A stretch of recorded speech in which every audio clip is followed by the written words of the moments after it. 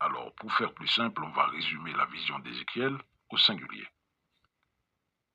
Le prophète regardait le ciel et soudain, il vit dans une gerbe de feu de la fumée. Il voit sortir quelque chose qui brillait comme de l'airain poli. Il faut savoir, l'airain poli, c'est du bronze. On a ici affaire à un objet métallique. Le prophète apparente cet objet à un animal. Étrangement, cet animal n'avait pas de pieds. En revanche, chaque fois qu'il se posait, il y avait une roue à côté de l'animal. Et quand l'animal s'élevait de terre, la roue aussi s'élevait avec lui. La roue fit grande impression sur le prophète. Il disait de la roue qu'elle était d'une hauteur terrifiante. Il va jusqu'à dire que l'esprit de l'animal était dans la roue. L'animal a des ailes. Quand l'animal marchait, le bruit que faisaient ses ailes était pareil à un tumulte que faisait une armée. Et quand l'animal s'arrêtait, il laissait tomber ses ailes.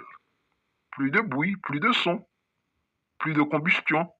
Il est évident que le bruit que décrit ici le prophète est un bruit de moteur. Au-dessus de la tête de l'animal, il y avait une pierre de saphir en forme de trône. Eh bien, un siège avec appui-tête pour le prophète Ézéchiel, eh bien, c'était juste bon pour le roi David. Ça fait un trône. Mais en vérité, il s'agit d'un siège, même un siège avec appui-tête, un siège d'automobile. Ça ressemble à un trône.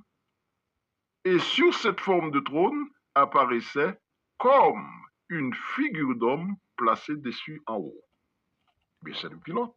Je vis comme du feu et comme une lumière éclatante dont cet homme était environné. Tel l'aspect de l'arc qui est dans la nue en un jour de pluie. Là, cher Ézéchiel, vous avez affaire à un tableau de bord. Ça scintille de toutes les couleurs.